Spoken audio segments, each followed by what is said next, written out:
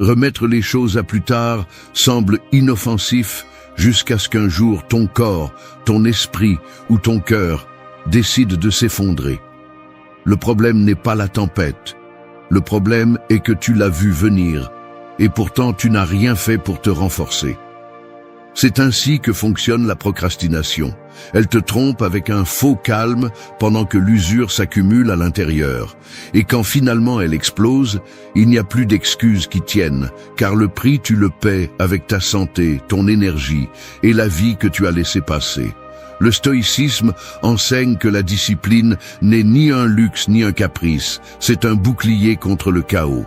Et si tu n'apprends pas à te mettre en premier, d'autres décideront pour toi ce qui est important et ce qui ne l'est pas. Le monde ne va pas s'arrêter pour te demander si tu es prêt. La vie ne va pas attendre que tu trouves le moment parfait. L'effondrement arrive quand tu es le plus faible, et il te trouve toujours sans protection. C'est pourquoi se procrastiner n'est pas une habitude innocente, c'est un acte d'abandon envers soi-même. La réalité est simple, personne ne viendra te sauver. Personne ne portera le poids que tu décides de laisser pour demain. Soit tu prends aujourd'hui le contrôle de ta vie, soit tu deviens l'esclave des urgences, des caprices des autres et de l'inertie qui détruit en silence. Apprendre à te prioriser n'est pas de l'égoïsme, c'est de la survie. C'est avoir le courage de dire assez avant que le corps ne crie, avant que l'esprit ne se brise et avant que l'âme ne s'éteigne. 1. Renforce-toi avant que la tempête n'arrive. Un guerrier n'aiguise pas son épée en plein combat, il le fait dans le calme de l'aube, quand il n'y a encore aucun ennemi en vue. Parce qu'il sait qu'attendre le dernier moment, c'est perdre la guerre avant de la commencer. La vie fonctionne de la même manière. Si tu ne renforces pas ton esprit, ton corps et ton âme, avant que la difficulté n'arrive, quand le combat apparaîtra, tu seras déjà vaincu. Se préparer n'est pas exagérer, c'est survivre. L'erreur de beaucoup est de vivre comme si l'effondrement n'allait jamais frapper à leur porte. Ils repoussent le repos, repoussent les limites, repoussent la discipline, jusqu'à ce qu'un jour, le corps s'éteigne, l'esprit soit saturé et l'âme se sente vide. Là, ils comprennent trop tard que se repousser n'est pas une simple habitude, c'est un suicide lent. Renforce-toi maintenant, pendant que tu as des forces, parce que quand la tempête arrivera, tu n'auras pas de marge de réaction. Le stoïcisme enseigne que la véritable force ne se construit pas quand tout est facile, mais quand tu choisis de t'entraîner dans les moments tranquilles. Sénèque disait que nous devons nous préparer à l'adversité même dans l'abondance. Et c'est vrai, parce que la vie ne demande pas si tu es prêt, elle frappe simplement. Celui qui s'est préparé résiste. Celui qui s'est trompé en repoussant se brise. Arrête d'attendre d'être au bord du gouffre pour prendre soin de toi. La discipline est le mur que tu construis avec de petites briques quotidiennes. Dormir suffisamment, nourrir ton corps avec ce qu'il faut, entraîner ton esprit avec des lectures et des réflexions, apprendre à mettre de l'ordre dans tes pensées.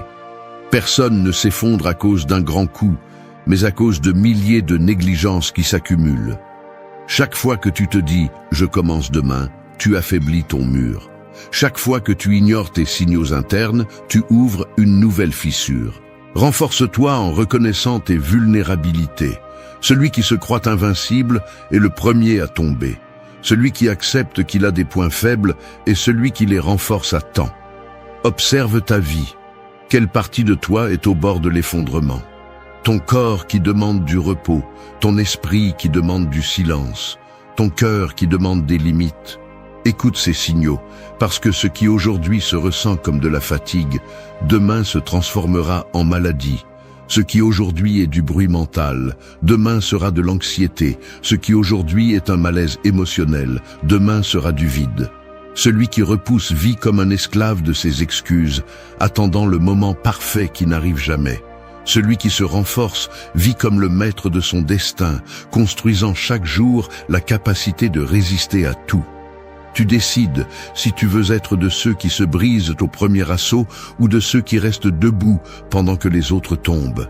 La différence ne réside pas dans la chance ou le hasard, mais dans la préparation. Alors arrête de te tromper avec des phrases confortables comme « j'aurai le temps » ou « ce n'est pas si grave ». Renforce-toi aujourd'hui. Fais-le dans le silence, dans le petit, dans ce qui semble insignifiant, parce que c'est là que se forge la véritable résistance. Rappelle-toi du guerrier. Sa victoire ne commence pas sur le champ de bataille, elle commence bien avant quand il se prépare en solitude. Et tu n'es pas différent, la tempête arrivera, et quand elle arrivera, elle te trouvera prêt ou elle te balayera. Il n'y a pas de juste milieu. 2. Fais de tes limites un bouclier impénétrable. Un château sans murailles ne dure pas une nuit, car n'importe quel envahisseur entre sans résistance et ravage tout. Il en va de même pour toi lorsque tu ne fixes pas de limites. N'importe qui franchit ton espace, n'importe qui dicte tes priorités, n'importe qui consomme ton énergie. Les limites sont tes murs invisibles, ceux qui définissent où se termine le monde des autres et où commence ton propre territoire. Si tu ne les élèves pas, tu perds non seulement ta paix, mais aussi ton identité. La plupart des gens repoussent la décision de fixer des limites par peur de déranger. Ils préfèrent dire oui quand ils veulent dire non, acceptent des charges qui ne leur incombent pas et finissent débordés, épuisés et amers. Ils pensent qu'être une bonne personne signifie tout supporter, mais tout ce qu'ils réussissent à faire, c'est s'effondrer de l'intérieur tout en feignant la force à l'extérieur. Le stoïcisme enseigne le contraire. Prendre soin de soi est un acte de justice, car si tu ne peux pas te gouverner toi-même, tu ne pourras pas être présent pour les autres. Une limite n'est pas une barrière d'égoïsme, c'est un bouclier de survie. C'est dire « voici ce que je permets et voici ce que je ne tolère pas ». Si tu laisses n'importe qui marcher sur ton calme, bientôt tu n'auras plus rien pour toi. Et quand il ne te reste plus rien, apparaît le collapsus physique, mental et émotionnel. Les stoïciens parlaient de vivre en accord avec la nature, et une partie de cette nature est de protéger l'essentiel, ton énergie, ton temps, ta paix. Ne confonds pas patience avec passivité. Ne confonds pas bonté avec servitude. Si tu acceptes constamment ce que tu ne veux pas, tu renonces à ta propre valeur. Chaque fois que tu te tais quand tu devrais parler, ton bouclier se fissure. Chaque fois que tu supportes ce qui te détruit, tu donnes une partie de toi à celui qui ne sait pas te respecter. Et personne d'autre que toi ne peut réparer ce dommage. La limite se construit avec des actions claires, pas avec de longues explications. Un non ferme pèse plus que 100 excuses. Un silence, face à ce qui ne mérite pas de réponse, vaut plus qu'une dispute sans fin. Ton bouclier n'a pas besoin de décoration, il a besoin de solidité. Et cette solidité naît de ta discipline intérieure, savoir ce que tu acceptes, ce que tu ne tolères pas et ce que tu défends comme sacré. Celui qui ne fixe pas de limites vit en guerre constante, épuisé par des batailles qu'il ne devrait pas mener. Celui qui les établit fermement choisit ses combats et conserve sa force pour ce qui compte vraiment. La limite n'est pas contre les autres, elle est en ta faveur. C'est te rappeler chaque jour que ta vie a de la valeur et que personne n'a le droit de l'épuiser sans ton permission. Le prix de ne pas fixer de limites est toujours plus élevé que celui de déranger les autres. Oui, il y aura des gens qui seront contrariés, il y aura des gens qui te traiteront d'égoïste ou de froid. Mais ce qu'ils voient comme de l'égoïsme, c'est en réalité ta survie. Et si tu dois choisir entre supporter leur inconfort ou supporter ton effondrement, la décision devrait être claire. Les stoïciens comprenaient que le contrôle est en nous, pas dans l'opinion des autres. Ton bouclier de limite est l'expression la plus directe de ce contrôle. Personne ne peut le franchir sans ton consentement. Personne ne peut le démolir si tu ne le permets pas. C'est ton devoir de le maintenir debout. Alors, demande-toi, veux-tu être un château ouvert où n'importe qui entre et ravage, ou veux-tu être une forteresse qui ne laisse entrer que ce qui ajoute et protège ce qui compte? Ta paix n'est pas négociable, ton énergie n'est pas gratuite. Ta vie n'est pas un terrain libre pour n'importe qui. Fais de tes limites ton bouclier impénétrable et tu verras comment la tempête se heurte à tes murs sans te renverser. 3. Prends ta place sans demander la permission. Un lion ne demande pas la permission de rugir dans la jungle. Il ne demande pas s'il peut occuper le sol sur lequel il marche, ni ne demande si sa voix dérange quelqu'un. Il est simplement. Et dans cet être se trouve son pouvoir. En revanche, beaucoup d'entre nous vivent comme si nous avions besoin de l'approbation constante des autres pour occuper un espace qui nous appartient déjà. C'est l'erreur. Attendre une validation qui n'arrive jamais pendant que la vie passe et que nous restons réduits à des spectateurs de notre propre chemin. Quand tu diffères ta place, ce que tu fais réellement, c'est donner le volant de ta vie à d'autres. Tu commences à vivre en fonction de ce qu'ils attendent de toi, de ce qu'ils veulent de toi, de ce qui les arrange. Tu t'habitues à marcher courbé pour ne pas déranger, à te taire pour ne pas ennuyer, à obéir pour ne pas générer de rejet. Mais ce prix est trop élevé. Tu perds ton essence, ta force et ta liberté. Le stoïcisme enseigne que la dignité réside dans le fait de se gouverner soi-même, non pas dans le fait d'être esclave des opinions extérieures. Marc Aurèle a écrit que ta valeur ne dépend pas de ce que les autres pensent, mais de ce que tu fais avec ta propre raison.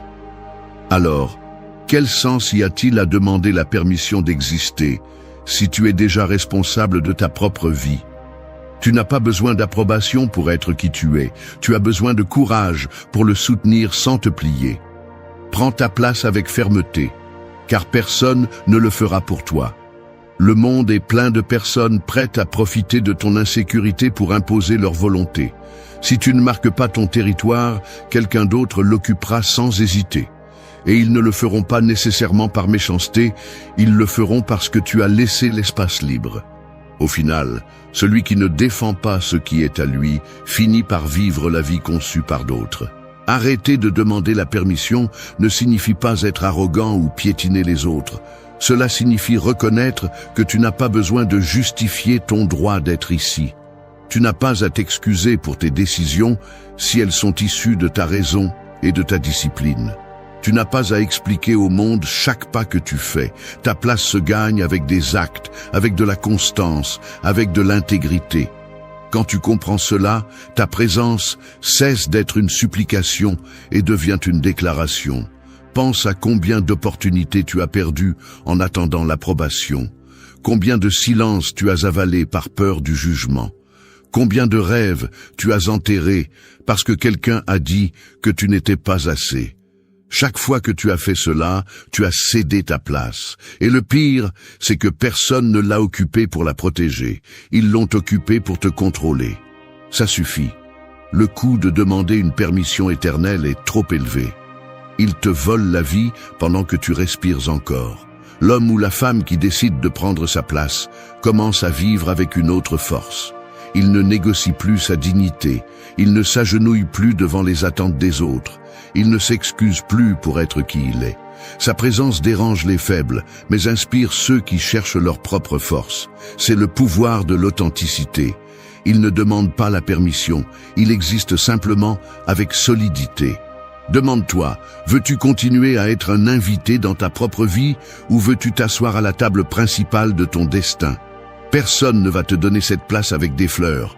Tu dois l'occuper toi-même, sans hésitation, sans excuse. Comme le lion qui rugit parce que c'est dans sa nature, tu as aussi le droit de rugir, d'exister, de décider. Prends ta place aujourd'hui, car chaque jour que tu la diffères est un jour qui ne revient jamais. 4. Choisis tes batailles et garde ton énergie. Un feu ne s'éteint pas parce qu'il manque de bois immédiatement, mais parce qu'il est gaspillé en l'alimentant avec des branches humides qui n'allument rien. C'est ainsi que fonctionne ton énergie. Limitée, précieuse, et pourtant la plupart la brûlent dans des guerres qu'ils n'auraient jamais dû combattre. Toutes les discussions ne méritent pas ta voix, toutes les offenses ne méritent pas ta réponse, toutes les personnes ne méritent pas ton temps. Si tu n'apprends pas à choisir tes batailles, tu finiras épuisé avant la véritable guerre. Se procrastiner signifie aussi cela, s'épuiser dans le trivial, pendant que l'important attend. Tu te bats pour ce qui n'en vaut pas la peine. Tu t'épuises à te justifier. Tu t'épuises à essayer de prouver quelque chose à ceux qui ne le reconnaîtront jamais. Et quand enfin arrive un véritable défi, tu n'as plus de force. C'est comme un soldat qui gaspille ses flèches en tirant sur des ombres au lieu de les garder pour l'ennemi qui peut vraiment le blesser. Le stoïcisme enseigne à distinguer ce qui est sous ton contrôle de ce qui ne l'est pas. C'est la clé pour choisir tes batailles. Tu ne peux pas contrôler la langue venimeuse de celui qui te critique, mais tu peux contrôler si tu lui réponds ou non. Tu ne peux pas contrôler que quelqu'un essaie de te provoquer, mais tu peux décider de ne pas entrer dans son jeu. Tu ne peux pas éviter qu'il y ait des difficultés, mais tu peux gérer ton énergie pour les affronter calmement. Chaque fois que tu réagis automatiquement à tout ce qui te dérange, tu donnes une partie de toi. Comme l'eau qui s'échappe entre les doigts, ta force se disperse et ton intérieur se vide. Il ne s'agit pas de devenir indifférent, il s'agit d'être stratégique. Demande-toi avant de réagir. Est-ce que cela compte vraiment dans ma vie ou est-ce juste du bruit? Si la réponse est que cela n'a pas d'importance, ne donne pas ton énergie. Choisir tes batailles ne signifie pas être faible, cela signifie être intelligent. Les faibles sont ceux qui réagissent à tout, ceux qui ont besoin de répondre toujours, ceux qui ne savent pas se taire ni lâcher prise. Les forts, en revanche, savent que leur force est limitée et la préservent comme de l'or. Ils choisissent quand parler, quand agir, quand combattre et surtout, quand se taire. Le silence est aussi une arme, un bouclier qui désarme celui qui essaie de t'entraîner dans son chaos. Combien de fois t'es-tu senti épuisé par des discussions inutiles? Combien de fois as-tu fini sans énergie après avoir donné des explications que personne n'a appréciées? C'est du gaspillage, pas de la stratégie. La vie ne consiste pas à gagner contre tout le monde, mais à rester fort pour les moments où tu as vraiment besoin de toute ta force. Le guerrier sage ne se bat pas par orgueil, il se bat par nécessité. Et il gagne parce qu'il arrive au combat avec toute son énergie intacte. Rappelle-toi ceci, tu ne peux pas construire ta vie si tu es occupé à te détruire dans des batailles insignifiantes. Chaque oui que tu donnes à ce qui n'a pas d'importance est un non que tu donnes à ce qui peut transformer ton chemin. Chaque fois que tu tombes dans des provocations, tu abandonnes ta discipline. Chaque fois que tu donnes ta paix pour un moment de réaction, tu recules dans ton but. Alors garde ton énergie, fais-la valoir, choisis tes batailles avec la froideur d'un stratège et la fermeté d'un stoïcien. Quand viendra le moment de combattre, tu auras toute ta force. Et en attendant, ton silence, ton calme et ta clarté seront la preuve que ta vie n'est pas à la merci de n'importe qui. Parce que celui qui gaspille son énergie en tout, à la fin n'a rien, mais celui qui la protège devient invincible. 5. Ferme la porte à celui qui ne respecte pas ta paix. Un jardin peut être rempli de belles fleurs, mais si tu laisses la porte ouverte à celui qui entre avec des pas lourds, il ne restera bientôt plus rien que de la terre piétinée. Il en va de même pour ta vie. Peu importe combien tu as travaillé ta tranquillité, si tu permets l'entrée de personnes qui ne respectent pas ta paix, elles finiront par la détruire. Tout le monde ne mérite pas d'accéder à ton espace intérieur, et comprendre cela n'est pas de l'orgueil, c'est de la survie. L'erreur est de penser que nous devons tout tolérer pour maintenir des relations. On nous a appris à supporter, à se taire, à endurer, comme si cela était synonyme de maturité. Mais la seule chose que tu obtiens en laissant la porte ouverte à ceux qui ne savent pas apprécier ta paix, c'est de te perdre toi-même. Tu repousses ce dont tu as besoin, tu donnes ton énergie et tu t'éteins petit à petit jusqu'à ce qu'un jour tu ne te reconnaisses plus. Le stoïcisme enseigne que nous ne pouvons pas contrôler les autres, mais que nous pouvons contrôler qui nous laissons entrer dans notre vie. Marc Aurèle disait que l'âme se teint de la couleur des pensées avec lesquelles elle est le plus en relation. Que penses-tu qu'il se passe lorsque tu t'entoures de ceux qui apportent du bruit, du chaos et du mépris? Ton âme se contamine, ta tranquillité se perd et ta discipline se brise. C'est pourquoi fermer la porte n'est pas de la cruauté, c'est protéger ce qui te permet de rester debout. Pense à toutes les fois où tu as dû te recomposer après une conversation avec quelqu'un qui ne savait que te blesser. Souviens-toi de la fatigue que tu as ressentie après avoir toléré des manques de respect déguisés en blagues. Ce malaise qui se transforme en anxiété silencieuse est la preuve que ta paix n'est pas prise en compte. Jusqu'à quand comptes-tu continuer à permettre aux autres de détruire ce que tu as de plus précieux? Fermer la porte ne signifie pas haïr, ne signifie pas souhaiter du mal. Cela signifie poser une limite définitive. Cela signifie dire « jusqu'ici » avec une fermeté qui ne se négocie pas. Il ne s'agit pas d'attendre que les autres changent, il s'agit de changer toi-même la façon dont tu permets leur accès. Celui qui ne sait pas respecter ta paix ne mérite pas d'être dans ton jardin, car chaque pas qu'il fait détruit ce que tu as cultivé avec effort. Beaucoup ont peur de le faire par crainte d'être seuls. Ils préfèrent la compagnie nuisible au silence protecteur. Mais ce choix coûte toujours cher. Il vaut mieux marcher seul qu'avec ceux qui sabotent ta sérénité. Le silence d'une porte fermée vaut plus que le bruit constant d'une porte ouverte à ceux qui ne comprennent pas le respect. Celui qui ne respecte pas ta paix ne mérite ni ton temps, ni ton énergie, ni ta présence, et ce n'est pas de l'égoïsme, c'est de la clarté. La paix ne se négocie pas, elle se défend. Les stoïciens comprenaient que le contrôle de l'esprit et de l'âme est sacré, et que personne ne peut avoir plus de pouvoir sur toi que toi-même. Si tu permets à d'autres de le voler, c'est toi qui donnes la clé de ta forteresse. Alors, prends la décision avec fermeté. Ferme la porte. Ne laisse pas entrer ce qui détruit. Ne justifie pas ce qui fait mal. Ne normalise pas ce qui éteint. Ta paix est ton bouclier, et celui qui ne la respecte pas est un ennemi déguisé. Souviens-toi du jardin. Tu peux semer des fleurs, prendre soin de la terre, arroser avec discipline. Mais tout ce travail est perdu si tu laisses l'entrée libre à celui qui ne sait pas apprécier. Protège ta paix avec la force d'un gardien. Ferme la porte et reste ferme. 6. Arrête de t'éteindre et allume ta propre force.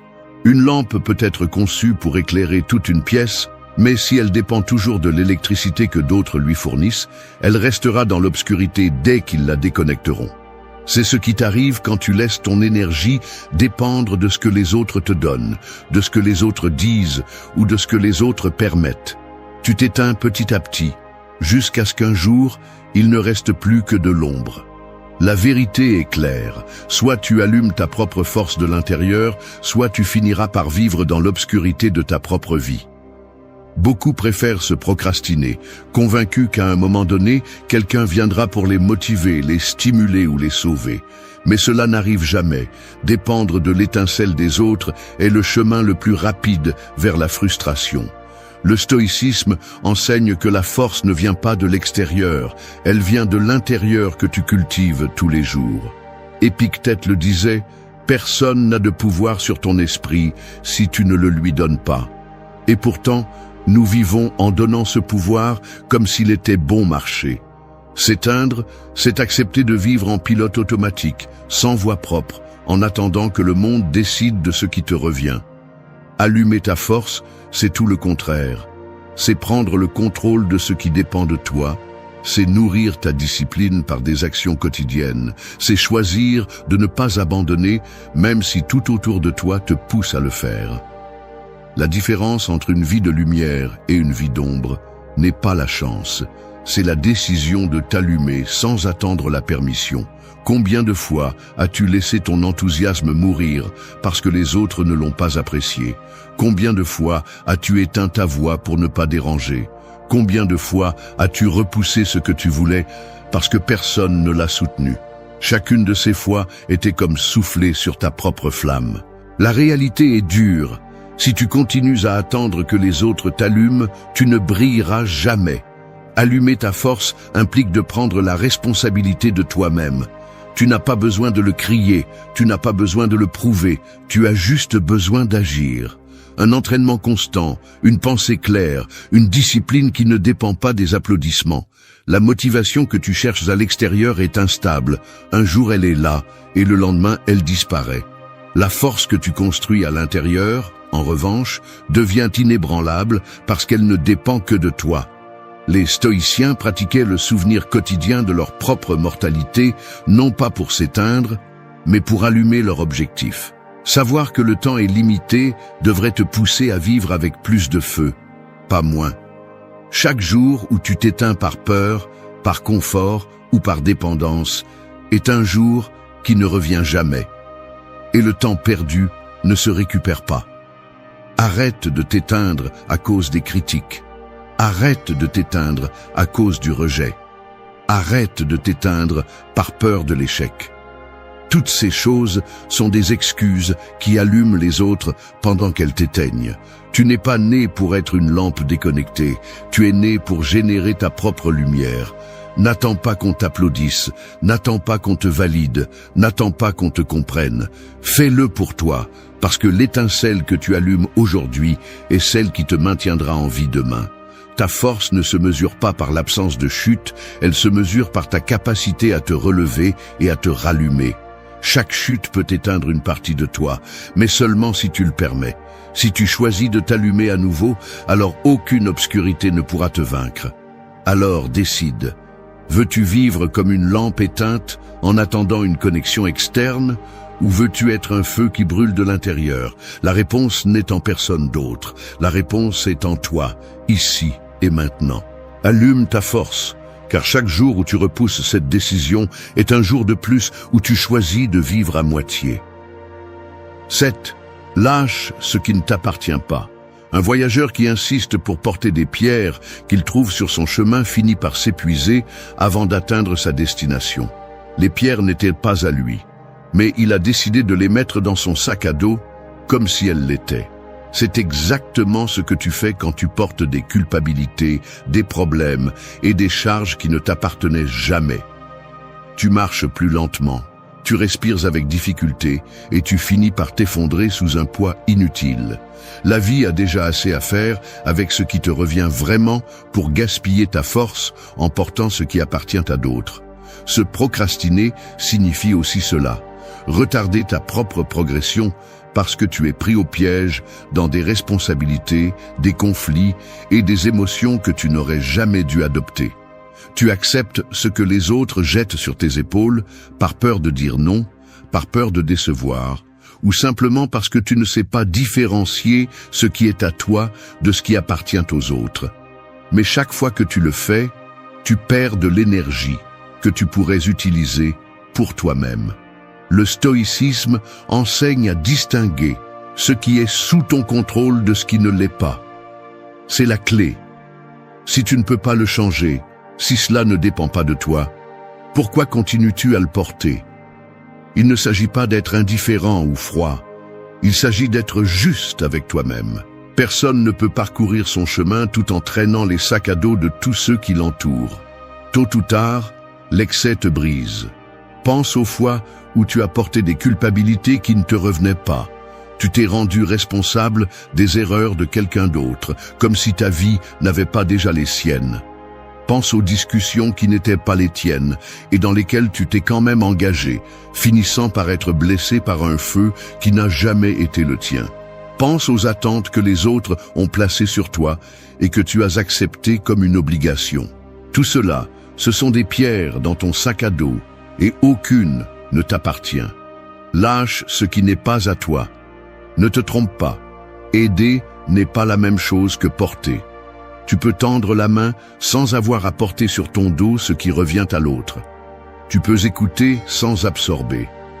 Tu peux être présent sans permettre qu'il détruise ta paix. La véritable force n'est pas de tout supporter, c'est de savoir lâcher à temps. Le problème est que beaucoup confondent résistance et soumission. Ils pensent que être fort signifie supporter n'importe quoi, même ce qu'ils ne devraient pas. Mais les vrais forts savent que leur énergie n'est pas infinie, qu'ils doivent la réserver pour ce qui est vraiment sous leur contrôle. Celui qui essaie de tout porter finit par se briser, tandis que celui qui lâche ce qui appartient aux autres avance plus léger, plus libre et plus concentré. Les stoïciens ne s'accrochaient pas à ce qui ne dépendait pas d'eux parce qu'ils comprenaient que le faire signifiait perdre la sérénité. Tu devrais faire de même. Lâche la rancœur qui ne change pas le passé, lâche les critiques qui ne construisent rien, lâche les responsabilités que les autres essaient de t'imposer pour se soulager. Tu n'es pas né pour porter le monde sur ton dos. Tu es né pour marcher ton propre chemin avec assurance. Demande-toi aujourd'hui même, combien de pierres portes-tu qui ne te reviennent pas? Combien de ta fatigue ne vient pas de tes luttes, mais des luttes des autres que tu as portées comme si elles étaient les tiennes? Chaque réponse est une pierre de plus dans ton sac à dos. Et si tu ne les lâches pas, l'effondrement est inévitable. Lâche ce qui ne t'appartient pas, car c'est la seule façon d'avoir de la force pour ce qui compte vraiment. Ta vie n'a pas besoin de poids supplémentaire, elle a besoin de clarté. Le voyageur qui comprend cela va plus loin, tandis que celui qui porte des pierres finit par être pris au piège sur le chemin. Aujourd'hui est le moment de alléger ta charge et de continuer à avancer plus léger et plus fort. 8. Lève-toi aujourd'hui et fais-le pour toi-même. Une horloge n'attend pas que quelqu'un la remonte pour marquer les heures. Elle suit son cours parce qu'elle a été conçue pour bouger. Tu as aussi été conçu pour avancer, mais beaucoup restent immobiles en attendant que quelqu'un d'autre les pousse, que la motivation parfaite arrive, que l'approbation externe apparaisse. Et pendant qu'ils attendent, la vie continue sans eux. La vérité est dure. Soit tu te lèves aujourd'hui par toi-même, soit tu continues à repousser jusqu'à ce que le temps te rattrape. La procrastination est le poison le plus silencieux. Elle te convainc que demain sera plus facile, que tu auras plus de force plus tard, qu'un autre jour sera le bon. Mais ce demain n'arrive jamais. Ce qui arrive, c'est la fatigue accumulée, la frustration de n'avoir rien fait et la culpabilité de t'être trahi toi-même. Le stoïcisme enseigne que le moment d'agir est toujours maintenant, car le présent est la seule chose que tu possèdes réellement. Tout le reste est illusion. Lève-toi aujourd'hui même si tu n'en as pas envie. Personne ne viendra te sauver de ton inertie. Personne ne marchera pour toi le chemin que tu sais devoir parcourir. Tu peux t'entourer de conseils, de livres, de discours inspirants, mais à la fin, c'est toi qui fais le pas, où il n'est pas fait. C'est la vérité que beaucoup évitent d'accepter. La vie ne se transforme pas par la pensée, mais par des décisions accompagnées d'actions. Fais-le pour toi, pas pour prouver quoi que ce soit à quiconque. Si ta force dépend des applaudissements des autres, elle s'effondrera dès que le silence arrivera. Quand tu le fais pour toi, tu construis une forteresse qui n'a pas besoin de témoins. Te lever aujourd'hui signifie te respecter, te prouver que ta parole a de la valeur, que ta discipline est réelle et que ta vie compte. Il n'y a pas d'acte de plus grand respect envers toi-même que de décider de te lever et d'agir, même si personne ne le remarque. Combien de fois es-tu resté immobile en attendant la validation des autres? Combien d'opportunités as-tu laissé passer parce que tu attendais de te sentir prêt? La réalité est que tu ne te sentiras jamais complètement prêt, car la véritable préparation vient en chemin, pas dans l'attente. Chaque jour que tu repousses est une brique de plus dans le mur qui te sépare de la vie que tu veux. Et chaque jour que tu décides de te lever est une brique de plus dans la forteresse qui te protège du chaos. Les stoïciens parlaient de l'importance de l'action comme une extension de la raison. Il ne suffit pas de savoir ce qui est juste, il faut le faire. Il ne suffit pas de reconnaître ce qui te détruit, il faut s'en éloigner. Il ne suffit pas de penser à comment s'améliorer, il faut bouger. Te lever aujourd'hui, c'est briser le cycle de la procrastination et prouver que tu as le contrôle de ta vie. N'attends pas le moment parfait. N'attends pas de ressentir la motivation. N'attends pas que tout soit aligné. Fais-le maintenant, avec ce que tu as et où tu es. Parce que si tu attends toujours, tu finiras par être un spectateur de ceux qui ont osé. Et quand la vie passera, tu ne pourras pas récupérer le temps perdu. Alors lève-toi aujourd'hui.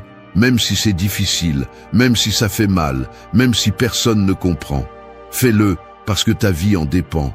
Fais-le parce que la tempête arrive toujours et que la seule chose qui te sauvera sera la discipline que tu as forgée avant. Fais-le pour toi, parce que si tu ne le fais pas, personne d'autre ne le fera. Et quand tu y arriveras, tu découvriras que la plus grande victoire n'était pas contre le monde, mais contre ta propre résistance interne. Buraya kadar geldiğiniz için teşekkürler. Eğer bu videoyu beğendiyseniz ve değerli bulduysanız yorumlara Se réveiller est comme ouvrir la porte d'une maison que vous avez laissée seule toute la nuit. À peine entré, vous vous retrouvez avec des voix qui parlent en même temps. L'une vous rappelle ce que vous n'avez pas fait hier, une autre vous crie ce que vous devriez faire aujourd'hui, et une autre murmure des peurs sur l'avenir. C'est ainsi que commence la matinée pour beaucoup, avec un chaos mental qui semble impossible à faire taire. Et sans vous en rendre compte, vous êtes déjà épuisé avant même de poser les pieds sur le sol. C'est le véritable coup de la surréflexion. Transformez votre esprit en un marché bruyant, où personne n'écoute et tous réclament votre attention. Les stoïciens le savaient. L'esprit a besoin d'ordre, pas de bruit. Vous n'avez pas besoin de 10 pensées qui se battent dans votre tête. Vous avez besoin d'une qui marque la direction. Vous n'avez pas besoin de dépenser de l'énergie dans des scénarios qui n'existent même pas. Vous avez besoin de vous entraîner à distinguer ce qui est entre vos mains de ce qui ne le sera jamais. Parce que si vous ne décidez pas quelle voix écouter, ce bruit décide pour vous. Et alors, votre journée commence gouvernée par la confusion. La première bataille ne se livre pas au travail, ni dans la rue, ni avec les autres. La première bataille est interne et se produit au réveil. Si vous ne la gagnez pas là, ce qui suit sera en montée. Mais si vous prenez le contrôle dès que vous ouvrez les yeux, si vous apprenez à mettre le silence là où il y a du désordre et la direction là où il y a du chaos, vous avez déjà commencé la journée avec une victoire. Et celui qui commence avec une victoire ne s'arrête pas devant n'importe quel obstacle. C'est pourquoi aujourd'hui, nous n'allons pas nous perdre en de jolis mots ni en conseils vides. Allons à l'essentiel, à ce que vous pouvez appliquer dès demain. 8 pratiques stoïciennes conçues pour que vous repreniez le contrôle de votre esprit, pour que chaque aube cesse d'être un champ de bataille perdu et devienne l'opportunité de commencer fort, clair et serein. Et écoutez bien, ce n'est pas pour que vous y pensiez, c'est pour que vous l'exécutiez. Parce que la discipline ne se construit pas en rêvant, elle se construit en agissant fermement dès le premier souffle de la journée. 1. Fais de ta première respiration ta victoire silencieuse.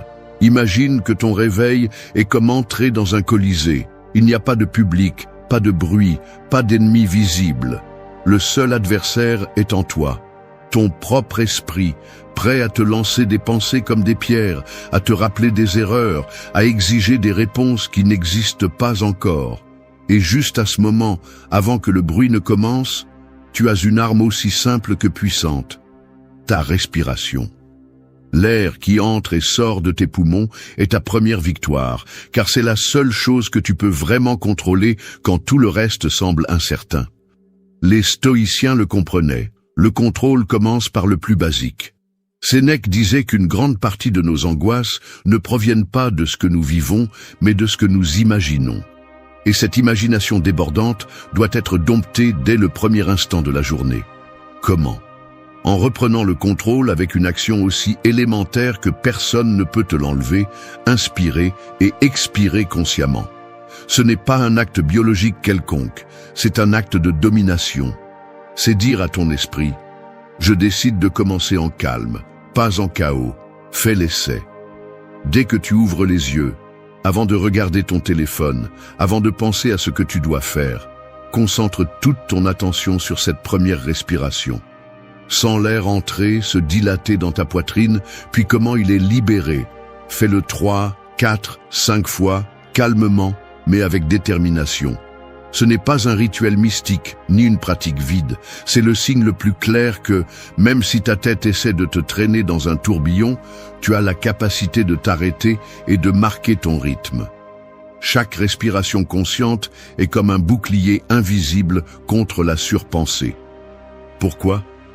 Parce que l'esprit ne peut pas être dans 100 pensées en même temps si tu l'obliges à se concentrer sur une seule, l'air. À ce moment-là, les soucis se dissipent. Le passé et le futur cessent d'exister. Il ne reste que le présent, il ne reste que toi en contrôle. Et cette sensation, même si elle ne dure que quelques secondes, est un rappel brutal que ton pouvoir n'est pas dans le bruit, mais dans la domination interne. Tu veux arrêter de commencer tes journées fatigué, anxieux ou frustré. Commence par cette petite victoire. Le stoïcisme enseigne que la discipline ne vient pas de grandes actions, mais de petits actes répétés jusqu'à ce qu'ils deviennent une habitude. Ta respiration consciente au réveil est une déclaration de guerre contre la surpensée. Tu n'as pas besoin de parler, tu n'as pas besoin de le crier, tu n'as pas besoin que personne ne l'applaudisse. Elle est silencieuse, invisible pour les autres, mais transformatrice pour toi. Et voici le plus important. Si tu es capable de contrôler ta première respiration, tu envoies un message direct à ton inconscient. Tu lui dis que ce ne sera pas la peur, ni l'anxiété, ni le doute qui dicteront ta direction. Tu lui dis que c'est toi qui commandes. Et cette décision, prise en quelques secondes seulement, change la façon dont tu affronteras tout ce qui vient ensuite. Rappelle-toi ceci, les grandes batailles sont gagnées avec un premier signal. Ton signal est cette respiration consciente. Fais-en une habitude, transforme-la en ta victoire silencieuse chaque matin. Parce que si tu maîtrises ce moment, tu es un pas de plus vers la maîtrise du reste de la journée. 2. Choisis la pensée qui déterminera ta direction. L'aube est comme un carrefour. Devant toi s'ouvrent des centaines de routes possibles, mais ton esprit, sans discipline, a tendance à te pousser toujours vers les sentiers les plus sombres. L'inquiétude pour ce que tu n'as pas fait, la peur de ce qui n'est pas encore arrivé, le doute de savoir si tu seras capable. Et voici la vérité inconfortable. Si tu ne choisis pas ta première pensée, quelqu'un d'autre le fera. Ce sera l'habitude, ce sera l'anxiété, ce sera le bruit d'un monde qui ne se repose jamais. Et si tu laisses cela se produire, ta journée commence gouvernée par la confusion. Le stoïcisme est clair. Ton esprit est un cheval sauvage. Tu peux le laisser t'entraîner dans le précipice de la surréflexion, ou tu peux prendre les rênes et le diriger là où tu veux aller. Marc Aurèle l'a écrit avec une brutalité claire. La vie d'un homme est ce que ses pensées en font. Qu'est-ce que cela signifie? Que ta journée, ton énergie et même ton humeur dépendent de la première pensée que tu décides de nourrir.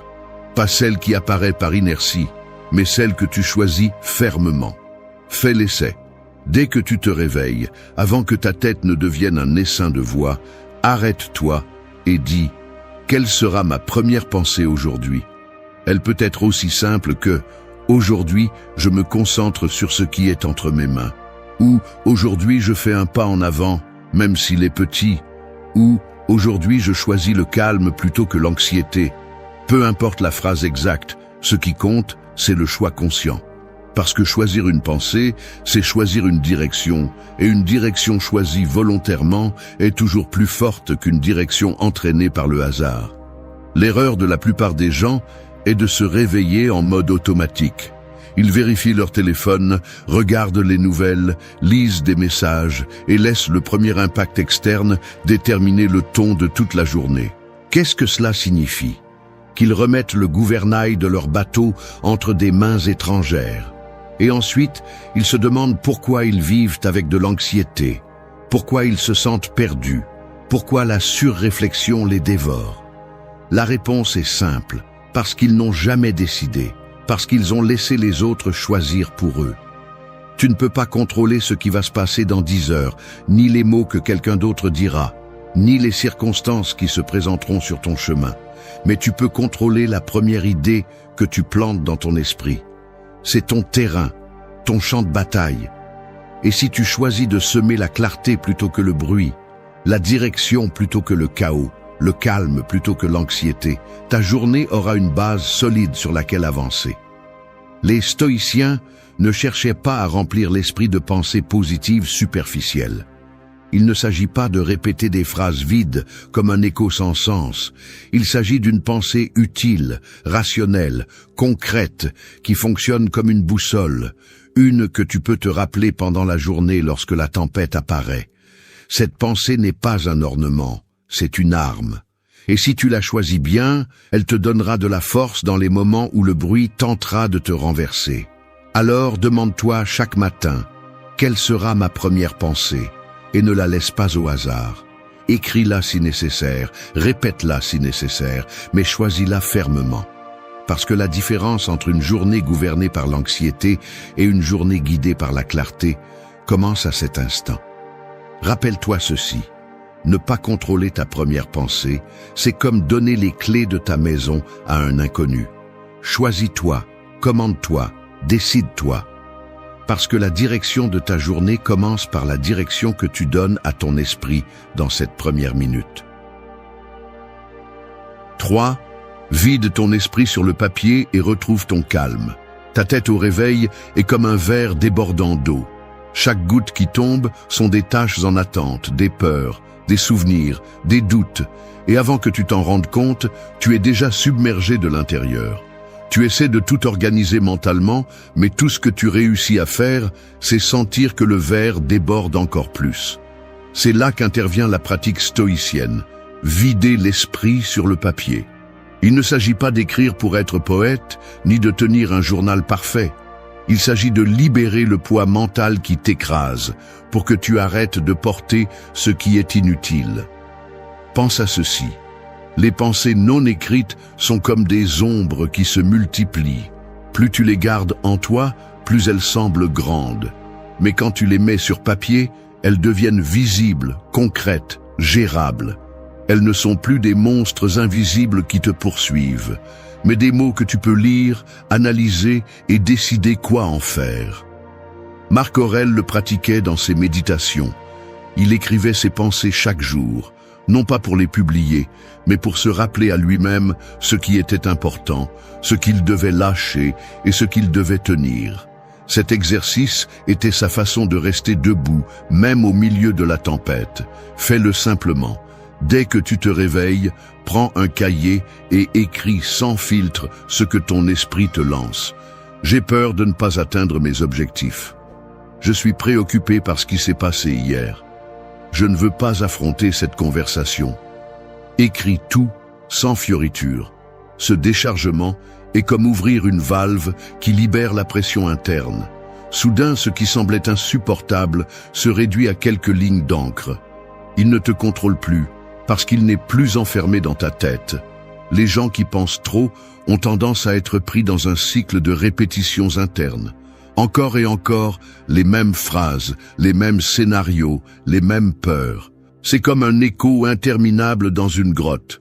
Mais le papier brise l'écho, parce qu'en le mettant sur papier, ton esprit comprend qu'il n'a plus besoin de le répéter. De l'espace se libère. Et dans cet espace naît le calme, la clarté, la possibilité de décider. Ne sous-estime pas la puissance de cet acte. Tu peux penser « qu'est-ce qui change ?» en écrivant quelques phrases. Tout change. Parce que ce n'est pas la même chose de se plaindre mentalement de tes problèmes que de les voir devant toi en mots. Le problème écrit perd son déguisement de géant. Tu le regardes et tu dis « ça, je peux le résoudre. Ça ne dépend pas de moi. Ça, je dois le lâcher. » Et dans cette analyse se trouve l'essence du stoïcisme.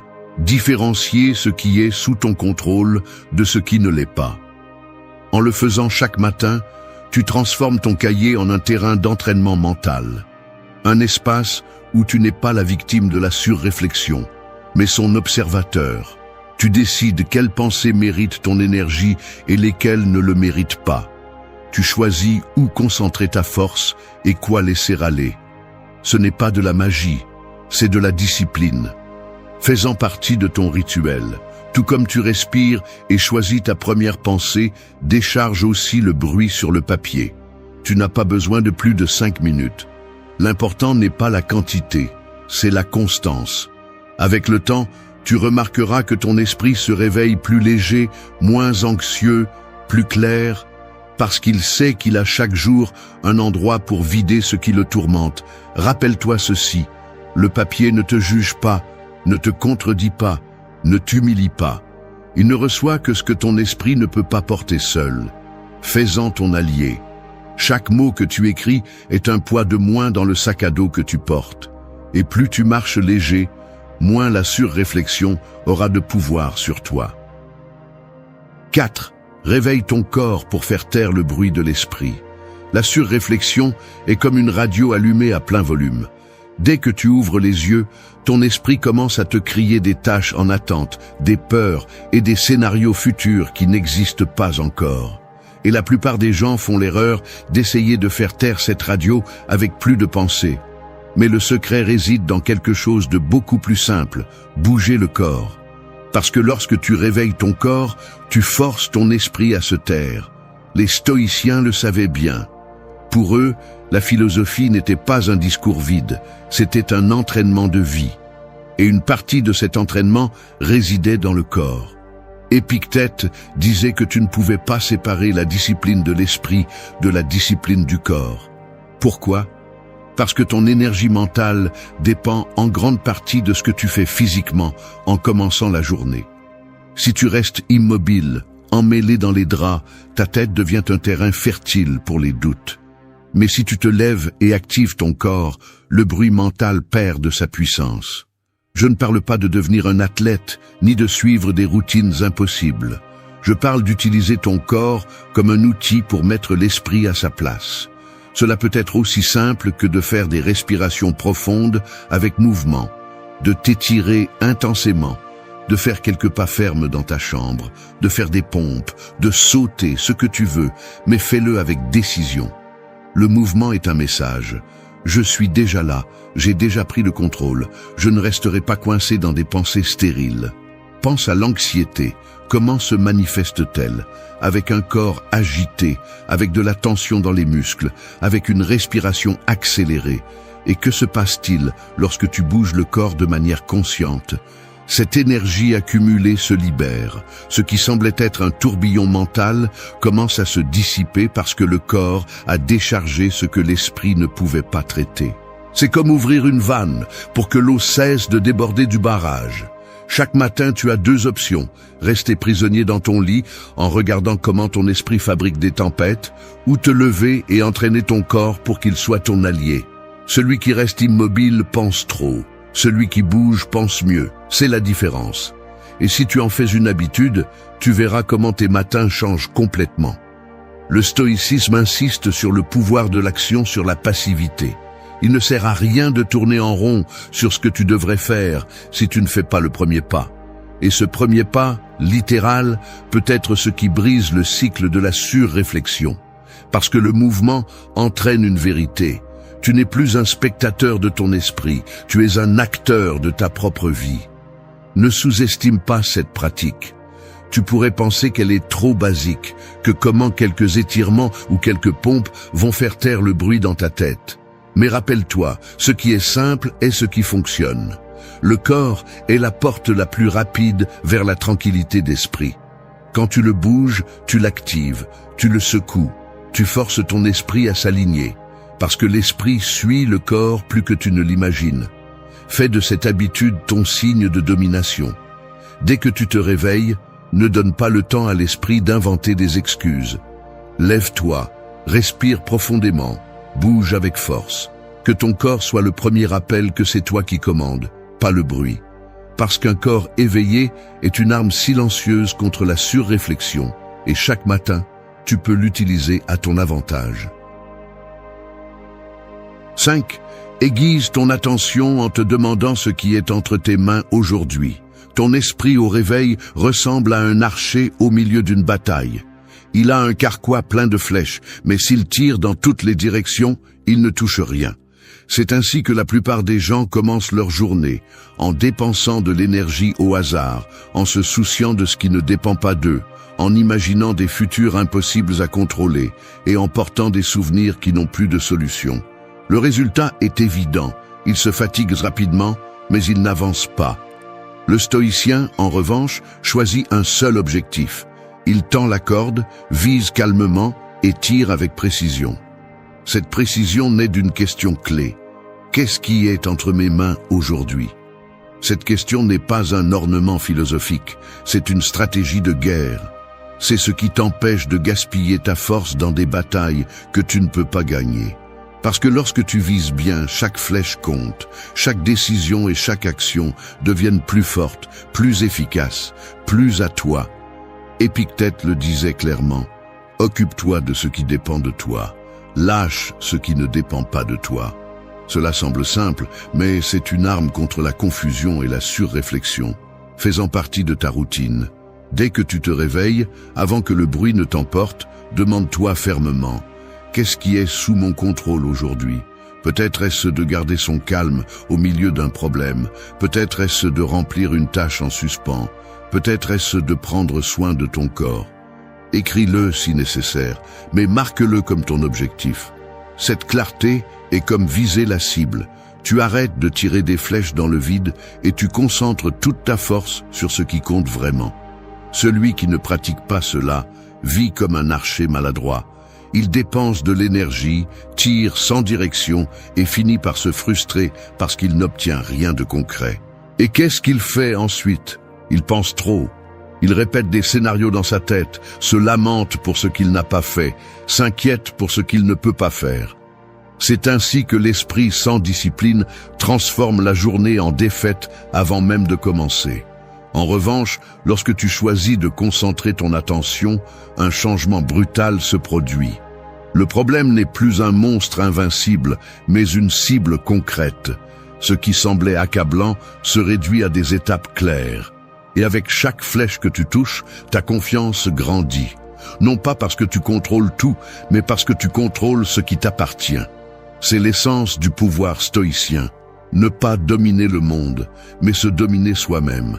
Imagine ce que signifie vivre chaque matin avec cette discipline. Il ne s'agit pas d'effacer les soucis d'un seul coup, mais de ne pas les laisser te gouverner. Chaque fois que tu répètes cette pratique, tu entraînes ton esprit à choisir avec précision où concentrer son énergie. Et cette pratique, accumulée avec le temps, transforme ton attention en une arme tranchante, impossible à émousser. Rappelle-toi que ton attention est limitée. Tu ne peux pas dépenser toutes tes flèches sur ce qui n'est pas entre tes mains, car alors tu arriveras à la fin de la journée vide et sans accomplissement. Le stoïcien le comprend. Peu importe combien de batailles il y a, ce qui compte, c'est celle que tu choisis de combattre. Et cela commence par la question de chaque matin. Qu'est-ce qui est entre mes mains aujourd'hui? Fais de cette question ton arc et ta flèche. Ne te lève pas sans viser, parce que celui qui tire au hasard vit épuisé, mais celui qui vise avec clarté conquiert la journée. 6. Anticipe la tempête et entraîne-toi à rester calme. La journée ne commence pas toujours tranquillement. Parfois, tu te réveilles et tu pressens déjà que des problèmes vont survenir, des conversations difficiles, des imprévus qui vont mettre ta patience à l'épreuve. Faire semblant que tout sera parfait est naïf. Les stoïciens n'étaient pas naïfs. Ils savaient que le monde ne va pas s'arrêter pour te donner la paix. C'est pourquoi ils entraînaient leur esprit à résister à n'importe quelle tempête. La clé n'est pas d'espérer que le chaos n'arrive jamais. La clé est de te préparer mentalement à l'affronter avec calme. Imagine que tu es un marin. Tu sais que la mer est imprévisible. Parfois, elle est douce. D'autres fois, elle se lève avec des vagues géantes. Le bon marin ne maudit pas l'océan quand le vent souffle, parce qu'il avait déjà envisagé cette possibilité. Il a vérifié ses voiles, sécurisé son bateau et s'est entraîné à ne pas perdre le contrôle lorsque la tempête arrive. De la même manière, tu dois te lever chaque matin, conscient que les obstacles apparaîtront et prêt à les affronter avec sérénité. Marc Aurèle le pratiquait chaque jour. Avant de sortir de son lit, il répétait « Aujourd'hui, je vais rencontrer des gens ingrats, mal intentionnés, arrogants ». Il ne le faisait pas pour se rendre amer, il le faisait pour ne pas être surpris. Il savait que la déception naît de l'attente que tout se passe sans résistance. En anticipant la difficulté, il avait une longueur d'avance. Et quand la provocation arrivait, ce n'était plus un coup inattendu. C'était un entraînement supplémentaire pour sa force intérieure. Fais de même. Chaque matin, consacre quelques minutes à visualiser les obstacles possibles, non pas comme un pessimiste, mais comme un stratège. Pense, peut-être que quelqu'un critiquera mon travail, peut-être que je devrais attendre plus longtemps que prévu, peut-être qu'un problème inattendu surgira. Puis décide. Si cela se produit, je ne réagis pas avec colère, je réagis avec calme. Cette visualisation est un bouclier mental, parce que quand tu l'anticipes, cela ne te prend plus par surprise, et ce qui aurait pu être une tempête devient une simple pluie. La surréflexion naît souvent de la croyance que tout doit être parfait, et quand la réalité frappe, l'esprit s'effondre parce qu'il n'était pas prêt. Mais si tu entraînes ton calme avant que le problème ne survienne, l'impact est moindre. L'obstacle n'est plus un monstre qui détruit ta paix, c'est un test qui confirme ta discipline. C'est la différence entre celui qui réagit avec anxiété et celui qui répond avec sérénité. Le stoïcien ne se trompe pas avec des illusions. Il sait que la vie est dure, que les gens échouent, que les plans changent. Et c'est précisément pour cette raison qu'il entraîne son esprit comme un soldat entraîne son corps. Il anticipe le coup pour mieux le résister. Tu peux aussi le faire. Fais-en une habitude. Chaque matin, pense à ce qui pourrait mal se passer et décide comment tu agiras avec fermeté et calme. Ce n'est pas de l'obsession, c'est de la stratégie. Pense au boxeur qui monte sur le ring. Il ne s'entraîne pas en croyant que son adversaire ne le frappera pas. Il s'entraîne en sachant qu'il recevra des coups et en préparant sa résistance pour ne pas tomber. C'est ainsi que va la vie. Les coups viendront. Ce qui compte, ce n'est pas de les éviter, mais ta capacité à rester debout. Et cette capacité se renforce lorsque tu entraînes ton calme tous les jours. Rappelle-toi ceci. Il ne s'agit pas d'éliminer la tempête, il s'agit de ne pas te laisser emporter par la tempête. Ton pouvoir n'est pas de contrôler le monde, il est de te contrôler toi-même. Et si chaque matin tu t'entraînes à anticiper les défis, quand ils apparaîtront, tu seras déjà prêt. Le calme ne sera pas un cadeau, il sera ton entraînement transformé en force. 7. Lâche la charge de l'incontrôlable et marche léger. Imagine que tu te réveilles chaque matin et avant de faire un seul pas, tu as déjà un sac à dos sur le dos. À l'intérieur, il n'y a pas de pierre, mais des soucis qui ne dépendent pas de toi. Ce que les autres diront, ce qui peut échouer, ce qui n'a jamais été sous ton contrôle. Tu marches avec ce fardeau invisible et tu te demandes pourquoi la journée semble si lourde. La réponse est simple, parce que tu portes ce qui ne te concerne pas. Le stoïcisme nous enseigne qu'une grande partie de notre souffrance vient de la tentative de contrôler l'incontrôlable.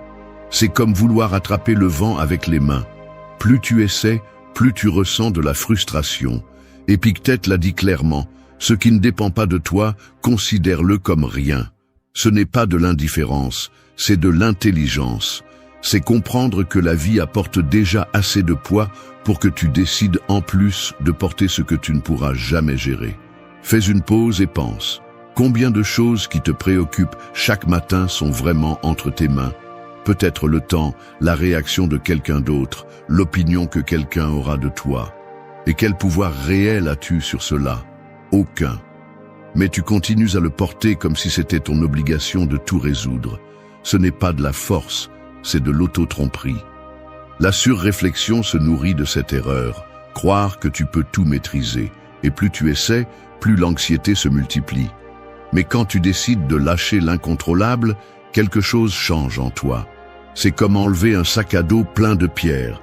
Tout à coup tu marches plus léger, tu respires mieux, tu avances sans autant d'efforts. Non pas parce que le chemin est plus facile, mais parce que tu as cessé de porter un poids inutile. Les stoïciens ne niaient pas la difficulté de la vie. Ils savaient qu'il y aurait des injustices, des accidents, des pertes, des trahisons. Mais ils savaient aussi que perdre de l'énergie sur ce qui ne dépend pas de toi, c'est gaspiller la vie. La sérénité naît lorsque tu acceptes l'inévitable et concentres ta force sur ce que tu peux changer. C'est la différence entre vivre en victime et vivre en maître de ton destin. Pratique-le chaque matin. Fais une liste mentale ou écrite. Cela dépend de moi. Cela ne dépend pas. La première devient ta mission. Le second, tu le lâches. Ce n'est pas de l'apathie, c'est une stratégie. Parce que celui qui vit en fonction de ce qu'il ne peut pas contrôler finit par s'épuiser. Et celui qui lâche ce fardeau a de l'énergie pour ce qui compte vraiment. Imagine que tu es un soldat au milieu d'une guerre. Tu ne peux pas contrôler le temps, ni la direction du vent, ni la volonté de l'ennemi. Mais tu peux contrôler ton entraînement, ton attitude, ta discipline. À quoi sert-il de perdre de la force en te plaignant du vent? Si tu as besoin de cette force pour tenir ton épée, il en va de même dans ta vie. Chaque matin, tu dois décider ce que tu portes et ce que tu laisses sur le sol. Marcher léger ne signifie pas marcher sans responsabilité. Cela signifie marcher avec la juste responsabilité, avec le poids nécessaire pour avancer, pas avec l'excès qui te freine. La vraie force n'est pas dans le fait de porter plus, mais dans le fait de savoir lâcher ce qui n'ajoute rien. Souviens-toi de ceci, la vie est trop courte pour passer tes matins à lutter contre ce que tu ne pourras jamais changer. Laisse aller, marche léger, et chaque fois que tu le fais, tu pratiques la liberté la plus puissante qui existe, la liberté intérieure. 8. Plante de la gratitude au lever du soleil pour que ta journée fleurisse. Chaque matin, en ouvrant les yeux, tu peux choisir entre 2 graines. L'une est celle de la plainte. Je n'ai pas assez dormi. J'ai trop de choses à faire. La vie est injuste. L'autre est celle de la gratitude. Je me suis réveillé un jour de plus. J'ai l'opportunité d'essayer à nouveau. Je respire encore. Je marche encore. Je vis encore. La graine que tu plantes dans ton esprit au lever du soleil est celle qui fleurira tout au long de la journée. Et si tu sèmes la plainte, tu récolteras la frustration. Mais si tu sèmes la gratitude, tu récolteras la force. Le stoïcisme ne parlait pas de gratitude comme d'un acte superficiel, mais comme d'un pilier de la force intérieure. Marc Aurèle, au milieu des guerres et des trahisons, se répétait à lui-même « Je suis vivant, je peux raisonner, je peux gouverner mon esprit ». C'était de la gratitude pure. Il ne se concentrait pas sur ce qui manquait, mais sur ce qu'il avait. Et ce simple rappel lui donnait la clarté nécessaire pour supporter le chaos qui l'entourait. Fais de même. Dès que tu te réveilles, avant que le bruit mental ne t'attrape, prends un moment pour reconnaître 3 choses pour lesquelles tu peux être reconnaissant. Elles n'ont pas besoin d'être de grands accomplissements. Cela peut être le lit dans lequel tu as dormi, la santé que tu conserves encore ou l'opportunité d'apprendre quelque chose de nouveau. L'important n'est pas la taille de la raison, mais l'habitude de la reconnaître. Parce que lorsque ton esprit commence par la gratitude, il change son focus, il cesse de voir les manques et commence à voir les possibilités. Beaucoup pensent que remercier est naïf, comme si c'était ignorer les problèmes. Mais en réalité, c'est tout le contraire. C'est un acte de résistance, c'est regarder la dureté de la vie et décider, malgré tout, je trouve des raisons d'avancer. C'est un bouclier contre l'amertume, car la gratitude te rappelle que même au milieu de la tempête, il reste toujours quelque chose de solide sur lequel tu peux t'appuyer. Celui qui se réveille avec des plaintes devient l'esclave de la journée. Tout ce qui lui arrive sera perçu comme un fardeau. Le trafic, les tâches, les conversations, tout sera une raison de plus pour nourrir sa frustration. En revanche, celui qui se réveille avec gratitude devient le maître de sa journée. Non pas parce que la vie est plus facile, mais parce que son esprit est déjà entraîné à voir ce qui ajoute plutôt que ce qui soustrait. Fais un exercice simple. Dès que tu ouvres les yeux, avant de te lever, pense « Quelles sont les 3 choses pour lesquelles je suis reconnaissant en ce moment ?» Écris-les si possible. Et si tu veux aller plus loin, dis-le à haute voix. Fais-le avec conviction, comme celui qui plante une graine dans un sol fertile. Au début, cela semblera un geste mineur, mais avec le temps, tu remarqueras le changement. Ton esprit deviendra plus fort, moins anxieux, plus clair. Parce que la gratitude change la façon dont tu interprètes chaque situation. Imagine 2 personnes confrontées au même problème. L'une se plaint, maudit sa chance et se paralyse.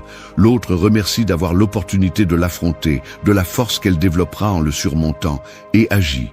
Qui crois-tu sort plus fort? La réponse est évidente, celui qui plante la gratitude. Rappelle-toi ceci, la gratitude n'est pas une faiblesse, c'est une force. C'est un entraînement mental qui te prépare à supporter ce qui vient sans te briser. Fais-en ta première graine chaque matin, parce que celui qui plante la gratitude au lever du soleil récolte la sérénité à midi et la force au crépuscule. Merci d'être resté jusqu'à la fin de la vidéo. Si vous avez... Les mots sont comme des graines invisibles. Certaines germent en force et d'autres empoisonnent le sol où tu marches. Ce que tu te dis à toi-même ne disparaît pas. Il reste battant dans ton esprit, façonnant tes émotions, ta biologie et même la façon dont tu affrontes la vie. Chaque phrase que tu répètes est un ordre que ton corps obéit, un commandement qui dirige ton destin sans que tu t'en rendes compte. Le stoïcisme l'a mieux compris que quiconque. Marc Aurèle écrivait pour se rappeler à lui-même ce qu'il devait résister, ce qu'il devait cultiver, parce qu'il savait que le dialogue interne est un entraînement quotidien. Ce ne sont pas des mots en l'air, ce sont des coups de marteau qui forgent le caractère. Et aujourd'hui, les neurosciences le confirment. Ce que tu répètes dans ton esprit reconfigure ton cerveau, altère tes émotions et détermine si tu avances ou si tu abandonnes. Il n'y a pas de neutralité. Tout ce que tu te dis te renforce ou te détruit. Quand tu te répètes « je ne peux pas », ta biologie se prépare à échouer.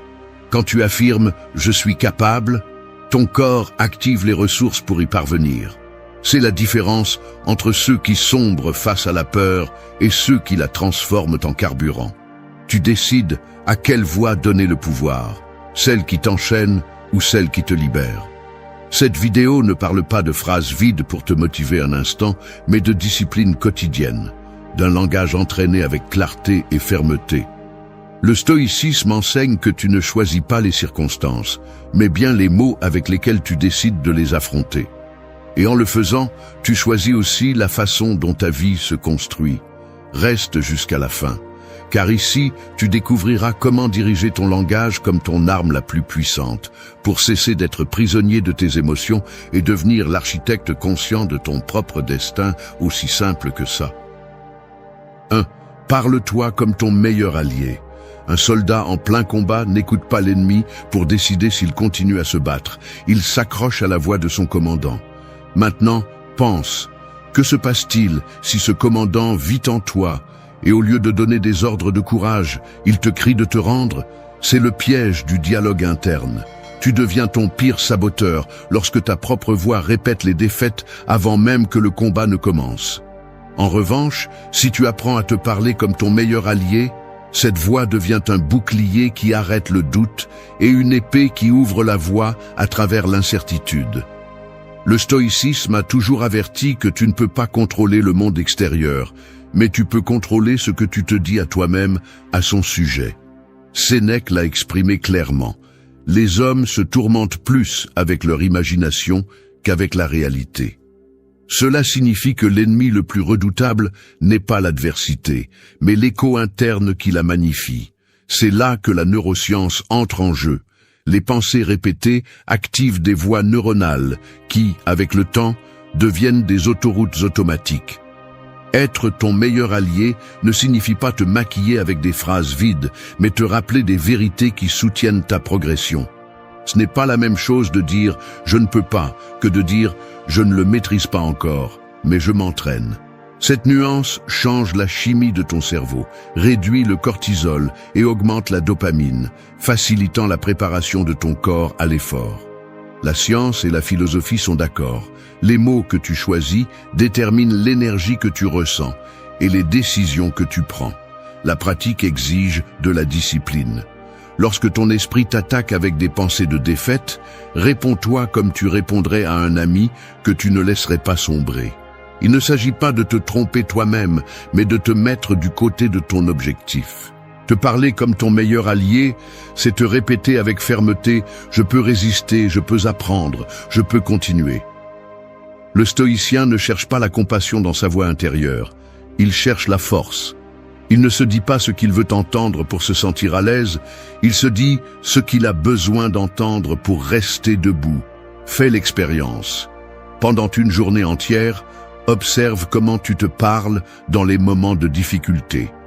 Détecte les phrases de reddition et remplace-les par des commandes de résistance. Ce n'est pas « je ne suis pas bon à ça », c'est « j'apprends à le maîtriser ». Ce n'est pas « j'échoue toujours », c'est « chaque tentative me rapproche de la maîtrise ». En le répétant, tu ne changes pas seulement le dialogue, tu changes la voie neuronale, la réponse émotionnelle et la perception de la réalité. C'est là le véritable pouvoir de la parole. L'allié interne s'entraîne comme un muscle. Au début, c'est difficile, parce que les voix de la peur sont plus bruyantes. Mais si tu insistes, ton esprit apprendra à obéir à la voix qui ordonne d'avancer et à ignorer celle qui murmure de se rendre. Alors tu découvriras que, lorsque ton langage interne devient un allié, tu ne marches plus seul. Tu portes en toi une armée prête à te rappeler que tu es plus fort que tu ne l'imagines. 2. Déclare ce que tu veux être, pas ce que tu crains. La mer répond au vent qui la pousse. Si le courant souffle vers la tempête, les vagues se déchaînent et le navire se désoriente. Il en va de même pour ton esprit. Il se dirige dans la direction que tes mots indiquent. Quand tu répètes ce que tu crains, ta vie se dirige vers cette même peur. Dire « je ne veux pas échouer » maintient ton attention fixée sur l'échec, prépare ton corps à celui-ci et, sans t'en rendre compte, te rapproche du résultat que tu voulais éviter. Mais quand tu déclares avec force « je veux relever ce défi », ton énergie s'organise et ton action s'aligne sur la réussite. Le stoïcisme l'enseigne clairement. Épictète affirmait que ce ne sont pas les choses qui perturbent l'homme, mais les idées qu'il a d'elles. Cette sentence est un rappel que ce que tu déclares ne décrit pas seulement, cela détermine aussi. Tes mots sont le filtre qui décide si un obstacle devient une catastrophe ou une opportunité. Quand tu affirmes par peur, tu nourris des chaînes qui te lient au doute. Quand tu parles avec fermeté, tu construis la structure de ton propre caractère. Les neurosciences le confirment. Chaque déclaration agit comme un signal qui réorganise ton cerveau. C'est pourquoi tu dois surveiller ton langage avec la même discipline qu'un soldat surveille son armure. Il ne suffit pas de savoir ce que tu ne veux pas, tu dois déclarer ce que tu désires. La différence semble subtile, mais elle est cruciale. Je ne veux pas être anxieux est un ordre vers la peur. Ton esprit s'enfonce dans l'anxiété. Je veux vivre en paix est une instruction de construction. Ton cerveau commence à chercher des chemins pour produire cette paix. Le langage est une boussole. Il indique la direction et conditionne chaque pas. La pratique quotidienne consiste à intercepter les pensées qui naissent de la peur et à les remplacer immédiatement par des déclarations fermes. Quand ton esprit dit « je ne peux pas y arriver », réponds « je suis en train de le faire ». Si tu penses « je vais échouer encore une fois », change pour « chaque tentative me rapproche de la maîtrise ». Il ne s'agit pas de te tromper, mais de former ton attention pour qu'elle cesse de se concentrer sur ce qui détruit et se concentre sur ce qui construit. Le stoïcien comprend que son énergie est limitée, c'est pourquoi il ne la dépense pas en nourrissant l'indésirable, mais en construisant le possible. Fais de cette habitude un rituel quotidien, écris-le au réveil, répète-le avant de dormir, exprime-le à haute voix dans les moments de doute. La répétition constante transforme la déclaration en conviction et la conviction en action. Chaque mot est une graine. Sème la peur et tu récolteras des chênes. Sème le but et tu récolteras la force. Avec le temps, tu remarqueras le changement. Déclarer ce que tu veux être ne modifie pas seulement ton dialogue interne, cela change aussi la façon dont les autres te perçoivent. Les gens répondent à ton énergie, et quand ton langage reflète la clarté et la direction, ton environnement commence à s'aligner sur cette force. L'externe finit par répondre à l'interne. 3. Affronte la peur avec une action immédiate. Le feu ne s'éteint jamais en le regardant fixement. Il s'éteint lorsque tu y jettes de l'eau ou que tu le recouvres de terre. Il en va de même pour la peur. Plus tu l'observes et que tu y réfléchis, plus elle se nourrit, plus elle grandit, plus elle consume. En revanche, lorsque tu agis immédiatement, lorsque tu fais un pas, même si ta voix tremble et que ton corps se secoue, la peur commence à se dégonfler. Non pas parce qu'elle disparaît, mais parce qu'elle découvre qu'elle ne te domine plus. Les stoïciens le savaient. Marc Aurèle écrivait que la meilleure façon de vaincre l'angoisse est de faire face à ce qui la provoque, et non de fuir. La peur est comme une ombre. Elle semble énorme tant que tu fuis, mais lorsque tu te retournes et marches vers la lumière, elle rétrécit jusqu'à devenir insignifiante. Les neurosciences expliquent ce phénomène avec précision. Lorsque tu repousses le moment de faire face à ce que tu crains, ton cerveau renforce les circuits de l'anxiété, libérant plus de cortisol, et maintenant, le corps en alerte. La dopamine et l'adrénaline sont libérées dans une proportion qui transforme la peur en énergie de progression. Le secret est de ne pas donner plus de temps que nécessaire à la peur, d'interrompre son discours par un geste décidé. Cela peut être de passer cet appel que tu as évité, de parler clairement même si ta voix tremble, de faire le premier pas dans le projet qui te paralyse, mais de le faire maintenant, sans rituel d'évasion. Pratiquer ce principe exige un entraînement constant. Chaque fois que tu ressens la pression de la peur, demande-toi quelle action minimale puis-je prendre en ce moment. Il ne s'agit pas de tout résoudre, il s'agit de bouger le corps avant que l'esprit n'invente des excuses. Lève-toi, écris une phrase, compose un numéro, envoie un message, ouvre la porte et marche. Ce geste initial est le coup qui brise la chaîne de la paralysie. La peur se nourrit de retard, mais s'affaiblit avec la décision. Plus tu agis rapidement, moins elle aura de place pour grandir. Cela ne signifie pas ignorer la prudence, cela signifie ne pas donner de pouvoir à la procrastination. Le stoïcien combine raison et action, évalue ce qui dépend de lui et y fait face, sans embellir la peur avec des lamentations. Transforme-le en habitude.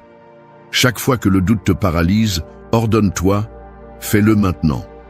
Fais-le avant de trop réfléchir, avant de calculer 1000 scénarios, avant de donner à la peur la victoire dans ton esprit. En le répétant, ton cerveau apprendra qu'en face de la menace, on ne se cache pas, on bouge. Et avec le temps, cette réaction deviendra naturelle, comme un réflexe entraîné. Parce qu'au final, la peur ne disparaît pas avec des mots doux, elle s'effondre avec des actes fermes. Et chaque action immédiate est un rappel que l'ombre n'a jamais été plus grande que ta décision d'avancer, tu le comprendras bientôt. 4. Profitez des moments clés de la journée. Un couteau coupe avec précision juste après avoir été aiguisé, pas quand il a déjà perdu son tranchant. L'esprit fonctionne de manière similaire. Il a des moments spécifiques où il est plus réceptif, plus vulnérable à ce que vous mettez en lui. Si vous comprenez quels sont ces moments et que vous les exploitez, vous aurez le pouvoir de diriger votre vie avec fermeté. Si vous les laissez passer, vous permettez au bruit extérieur de les occuper et de vous voler le contrôle. Les anciens stoïciens l'ont bien compris. Marc Aurèle écrivait au début de la journée pour se rappeler son devoir et renforcer son caractère avant de faire face au chaos de l'Empire. À la fin, il revenait à ses réflexions, repassant ce qu'il avait fait, corrigeant les erreurs et renforçant son but. Ce n'était pas de simples routines, c'était des entraînements stratégiques de l'esprit. Et aujourd'hui, les neurosciences sont d'accord. Au réveil et avant de dormir, le cerveau entre dans les ondes alpha et θ, des états de plus grande plasticité où chaque pensée ou mot pénètre avec plus de force. Cela signifie que chaque matin et chaque soir, vous êtes confronté à une décision silencieuse, semer le chaos ou semer le but. Si au réveil, la première chose que vous consommez est la distraction, les mauvaises nouvelles ou les plaintes, vous programmez votre journée pour l'anxiété. Si la dernière chose avant de dormir est la peur, la frustration ou les plaintes, votre inconscient le multiplie pendant la nuit. En revanche, si vous utilisez ces intervalles pour vous affirmer, remercier et organiser votre but, votre esprit reçoit une carte différente et votre corps obéit à cette direction. Mettre cela en pratique ne nécessite pas des heures, mais une intention. Dès que vous ouvrez les yeux, arrêtez l'impulsion de saisir le téléphone et prenez un moment pour respirer. Répétez fermement qui vous êtes et ce que vous allez construire. Aujourd'hui, j'agis avec discipline. Aujourd'hui, je maintiens mon but. Écrivez une phrase qui le renforce si nécessaire. Avant de dormir, éteignez le bruit extérieur et faites un bilan conscient. Qu'avez-vous bien fait? Qu'est-ce que vous pouvez améliorer? Et qu'est-ce que vous remerciez? Cette évaluation n'est pas de la nostalgie, c'est de la discipline. C'est comme un guerrier qui nettoie et vérifie son épée avant de la ranger. La science soutient cette pratique. Répéter des pensées et des comportements à ces moments renforce de nouvelles connexions neuronales qui se transforment en habitudes. Ce qui exige maintenant un effort, avec le temps, devient un réflexe automatique. C'est ainsi que fonctionne la plasticité du cerveau.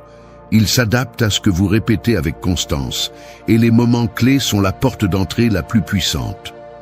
Votre vie n'est pas seulement définie par les grandes décisions, mais aussi par ces petits instants qui semblent insignifiants. En profiter signifie aiguiser l'esprit au début et à la fin de chaque journée. Les négliger, c'est marcher avec un couteau émoussé dans un monde qui exige précision et résistance. Faites-le avec sérieux, avec fermeté, avec la clarté de celui qui sait que ce qu'il dépose là se multipliera dans tout ce qu'il fait pendant la journée. Parce qu'une épée bien aiguisée coupe d'un seul coup et un esprit entraîné à ses intervalles devient une arme invincible face à n'importe quelle tempête. Essayez de le comprendre. 5. Joins tes affirmations avec émotion et gratitude. Rien de puissant n'est construit à partir de l'indifférence. Une affirmation vide, récitée sans âme, est comme frapper à une porte sans intention de l'ouvrir. Seul le langage qui est accompagné d'émotions laisse des marques réelles. Seuls les mots qui sont remerciés comme s'ils étaient déjà vrais ont le pouvoir de te transformer.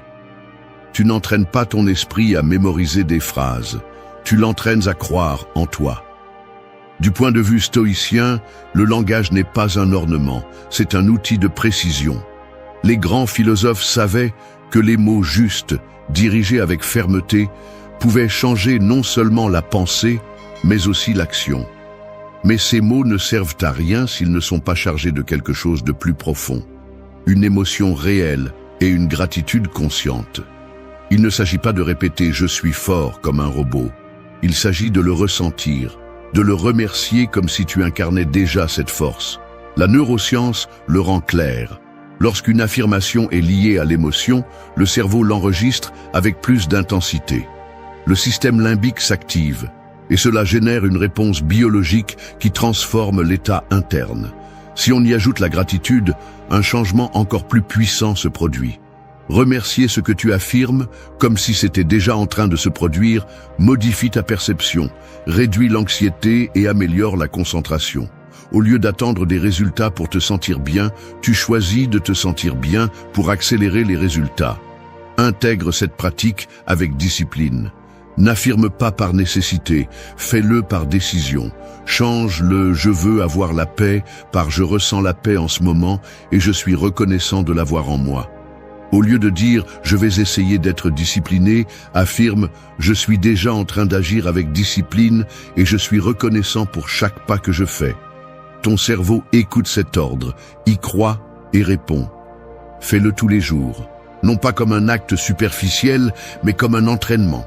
Au réveil, ne commence pas la journée avec apathie ou avec des pensées au hasard. Affirme avec force et accompagne chaque mot d'une émotion qui le soutient. Remercie ce que tu déclares, non pas comme une fantaisie, mais comme une décision consciente de te diriger vers cela. Avant de dormir, répète-le une fois de plus. Termine la journée avec des affirmations renforcées par la gratitude d'avoir progressé. Merci pour la patience que j'ai cultivée aujourd'hui. Merci de m'être maintenu ferme au milieu de la fatigue. Ce langage ne renforce pas seulement ton caractère, il entraîne aussi ton système nerveux à soutenir des émotions utiles et productives. Il est inutile de répéter de belles phrases si tu ne les ressens pas. Il ne s'agit pas de convaincre le monde, il s'agit de te convaincre toi-même. Parce que ce que tu affirmes avec gratitude s'intègre plus rapidement, s'enregistre plus profondément et se manifeste plus clairement dans tes actions. Celui qui unit ces mots avec émotion crée un impact. Celui qui les combine avec gratitude crée une transformation. C'est la véritable alchimie du langage, et c'est la façon dont tu arrêtes de répéter des promesses vides pour commencer à construire une identité forte, stoïcienne et consciente. 6. Donne des ordres à tes émotions, ne les négocie pas. Une meute ne se calme pas en lui demandant gentiment de s'asseoir. Elle se contrôle avec autorité. Il en va de même pour tes émotions. Si tu ne leur parles pas fermement, elles prennent le volant de ta vie et te traînent sans contrôle. Leur demander la permission d'agir, c'est leur rendre le pouvoir. Tu n'es pas ici pour négocier avec ce que tu ressens, tu es ici pour prendre le commandement, donner des ordres clairs et faire en sorte que ton esprit obéisse. Le stoïcisme n'a jamais nié les émotions, mais les a remises à leur place. Épictète enseignait que tu n'es pas responsable de ce que tu ressens sur le moment, mais bien de ce que tu fais avec. Si la colère apparaît, ce n'est pas le problème. Le problème est de la laisser s'exprimer sans filtre. Si la peur apparaît, ce n'est pas un échec. L'échec est de lui permettre de décider pour toi. La différence entre un sage et une personne dominée est que le premier parle à son émotion et lui fixe des limites. Il ne se laisse pas entraîner. Il ne demande pas s'il peut agir. Il agit à partir de la raison. Les neurosciences le soutiennent également.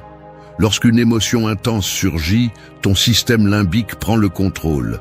Mais si tu interviens avec un langage direct, si tu te parles clairement, tu actives le lobe préfrontal, la zone du cerveau qui régule, qui évalue, qui prend des décisions. Si tu te dis fermement « cela ne me contrôle pas, je peux le gérer, j'agis avec calme », tu coupes l'impulsion et reprends le contrôle. Le corps répond à la voix qui le dirige. S'il ne la trouve pas, il agit par impulsion. Pratiquer cette attitude ne signifie pas réprimer, cela signifie diriger. Tu n'ignores pas ce que tu ressens, tu apprends à ton émotion qu'elle ne décide pas pour toi. Quand l'anxiété arrive, ne t'assois pas pour l'écouter pendant des heures. Dis-lui « pas maintenant, je suis occupé à avancer ». Si la colère te domine, ne la dissous pas en silence, ordonne-lui de se calmer. Respire, freine, parle-toi comme un commandant le ferait avec ses troupes, avec autorité, avec clarté, sans doute. Fais-le en temps réel. L'émotion apparaît sans prévenir, mais tu peux aussi répondre sans attendre qu'elle s'accumule. Des phrases comme « Cela ne définit pas qui je suis, ma réaction est mon pouvoir, maintenant je commande » ne sont pas des clichés, ce sont des outils. Utilise-les, écris-les, aie-les prêtes. Entraîne ton esprit comme tu entraînerais un animal sauvage, sans peur, mais avec force. Répéter ce type de réponse n'est pas facile au début. L'impulsion veut avoir le dernier mot. Mais avec une pratique quotidienne, un langage dirigé et sans hésitation, tu deviens maître de ton état interne. Et quand cela arrive, l'environnement cesse d'avoir autant de pouvoir sur toi. Parce que celui qui commande ses émotions commande sa vie. Tu n'es pas ici pour demander la permission à ce que tu ressens. Tu es ici pour démontrer que ta volonté est au-dessus de tes fluctuations.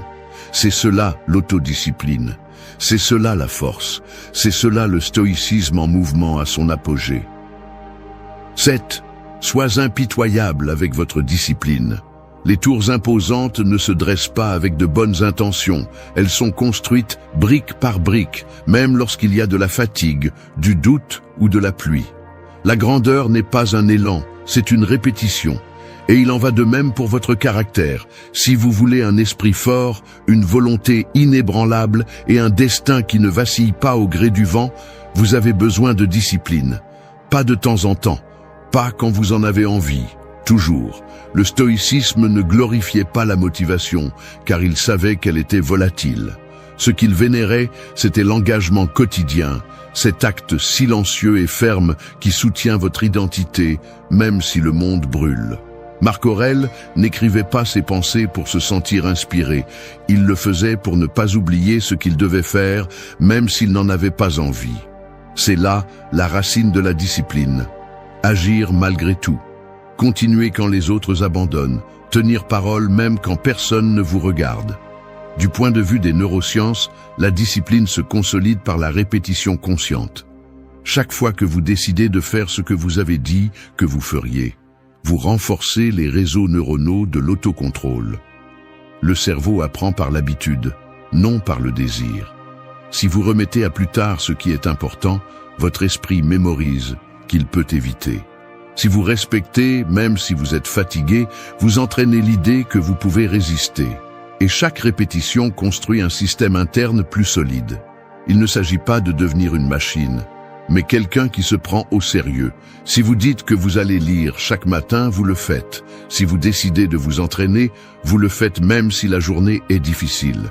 Ne négociez pas avec votre parole, car chaque fois que vous cédez, vous enseignez à votre esprit qu'il peut vous trahir. Et chaque fois que vous respectez, vous le renforcez. Être impitoyable ne signifie pas être inflexible avec vos émotions, mais être fidèle à vos décisions. L'émotion change, l'engagement reste. Personne de fort ne s'est construit en écoutant des excuses internes. Personne qui domine sa vie ne la fait seulement les bons jours. La différence se fait les jours où rien ne vous pousse, mais vous avancez quand même. Appliquez cette discipline dans les petites choses. Appliquez cette discipline dans l'inconfort. Mettez des alarmes si vous en avez besoin. Créez des rituels si cela vous aide. Mais surtout, restez ferme. La répétition quotidienne n'est pas une punition, c'est votre entraînement. Le jour où vous êtes fatigué et que vous ne cédez pas, ce jour-là, vous n'avez pas seulement gagné, vous êtes devenu plus résistant. La force ne se mesure pas à ce que vous faites quand c'est facile, mais à ce que vous maintenez quand rien ne coopère. Et la discipline n'est pas quelque chose qui arrive, c'est quelque chose que vous choisissez, avec faim, avec sérieux, avec une détermination qui ne demande pas la permission au confort. Se promettre quelque chose et le tenir est une forme de respect envers soi-même. Et personne qui se respecte ne laisse son destin entre les mains de la paresse ou de la peur. Celui qui cultive la discipline devient invulnérable à l'imprévisible toujours. 8. Parle comme ton futur toi déjà accompli. Chaque fois que tu parles, tu écris une version de toi dans le temps. Il ne s'agit pas de deviner l'avenir, mais de le modeler avec des mots. Ce que tu dis devient le plan de ce que tu feras et, petit à petit, la structure de ce que tu seras. Parler à partir du manque te maintient attaché au passé. Parler à partir de la version qui a déjà accompli ce que tu désires te force à agir comme si tu y étais déjà. Et c'est la clé. Ne pas attendre d'arriver pour penser différemment, mais penser différemment pour arriver. Le stoïcisme soutenait que tu dois vivre selon tes principes, pas selon tes émotions. Et que se passe-t-il lorsque tu décides d'adopter la mentalité de ton futur toi? Tu commences à bouger avec plus de direction. Épictète enseignait qu'il ne suffit pas de savoir ce qui est juste, il faut agir comme si tu étais déjà la personne que tu veux être. Alors, comment parlerait quelqu'un qui a déjà surmonté ce que tu affrontes aujourd'hui? Les neurosciences parlent de la visualisation incarnée. Lorsque tu te vois dans le futur agissant avec maîtrise, ton cerveau ne distingue pas entre imagination et réalité. Et si en plus tu parles comme cette version, tu provoques un changement physique et mental. Le langage oriente la perception, et cette perception conditionne ton comportement. Si tu répètes constamment « je ne suis pas capable », ton corps répond avec insécurité. Si tu dis « je progresse déjà vers ma meilleure version », ton système nerveux réagit avec plus d'énergie, de détermination et de clarté. Ce n'est pas du théâtre, c'est de l'entraînement. C'est choisir de raconter ton présent depuis l'endroit où tu vas, pas depuis celui qui te retient encore. Dire « je suis un leader en formation » est plus puissant que « j'espère pouvoir diriger un jour ». Affirmer « mon esprit se renforce à chaque défi » est beaucoup plus utile que « j'ai du mal à rester calme ». Faisant partie de ta routine. Lorsque tu fais face à une situation difficile, demande-toi « comment réagirait mon moi fort ?» Que dirait cette version de moi qui se maîtrise déjà, qui a déjà la paix, qui a déjà accompli ce que je veux maintenant? Utilise son langage, adopte son ton, ressens-le comme réel. Ce n'est pas faire semblant, c'est décider d'agir à partir de ton potentiel, pas de ton doute. Fais-le aussi lorsque tu te parles en silence. Évite des expressions comme « je ne peux plus »,« ça m'arrive toujours » ou « je ne suis pas fait pour ça ». Ce sont des chaînes. Remplace-les par des affirmations du moi qui a déjà appris, qui a déjà grandi et qui s'est déjà relevé. Je progresse, j'apprends, je maîtrise cette étape. Cela ne te guide pas seulement, cela te transforme aussi. Parler comme ton futur toi n'est pas un jeu de mots, c'est un acte d'engagement. C'est te prouver que tu es sérieux. Parce que si tu parles comme quelqu'un qui est déjà arrivé, tu marches comme quelqu'un qui ne renonce pas. Et cette cohérence est celle qui finit par transformer ta vision en réalité. 9. Construis ton identité avec des mots fermes. Des fondations faibles ne soutiennent pas de grands bâtiments. Chaque structure a besoin d'une base qui ne tremble pas, même quand tout le reste le fait. Ton identité fonctionne de la même manière. Si elle est construite avec des mots fragiles, remplis de doutes ou de victimisation, elle s'effondre à la première critique ou difficulté. Mais si tu la construis avec un langage ferme, clair et cohérent, personne ne pourra te faire tomber de l'extérieur, parce que tu as déjà choisi qui tu es de l'intérieur. Du point de vue stoïcien, ton identité n'est pas quelque chose que tu hérites, ni quelque chose que les autres définissent. C'est le résultat de tes décisions, répétées quotidiennement. Marc Aurèle ne se définissait pas par son poste d'empereur, mais par sa capacité à agir avec rectitude, même lorsque personne d'autre ne le faisait. Son identité n'était pas basée sur son environnement, mais sur son langage interne. Il se disait ce qu'il était, ce qu'il devait soutenir et ce qu'il ne devait pas tolérer. Il l'écrivait, il le répétait, il l'incarnait. Les neurosciences soutiennent cette pratique. Les mots que tu utilises avec toi-même activent et renforcent des réseaux neuronaux spécifiques. Si tu te dis chaque jour que tu es faible, désorganisé ou incapable, ton cerveau renforce cette image et agit en conséquence. Mais si tu répètes clairement « je suis discipliné, je suis résilient, je suis cohérent », ton système nerveux commence à aligner tes émotions, pensées et comportements avec cette idée. L'erreur de beaucoup est d'attendre de se sentir différent pour commencer à parler différemment. Mais la séquence correcte est l'inverse. Change le mot et ensuite change l'état. Si tu dis toujours « je suis comme ça, je ne peux jamais, j'ai de la malchance », tu enfermes ton identité dans une prison verbale. Et tant que tu continues à répéter cette histoire, tu continues à vivre à l'intérieur. Ta pratique quotidienne doit commencer par un acte de déclaration. Qui es-tu? Qui choisis-tu d'être? Écris-le, dis-le, rappelle-toi. Je suis une personne qui tient ses promesses. Je suis quelqu'un qui agit avec détermination. Je suis un esprit fort, un corps ferme et une parole stable. Ce n'est pas de l'arrogance, c'est une décision.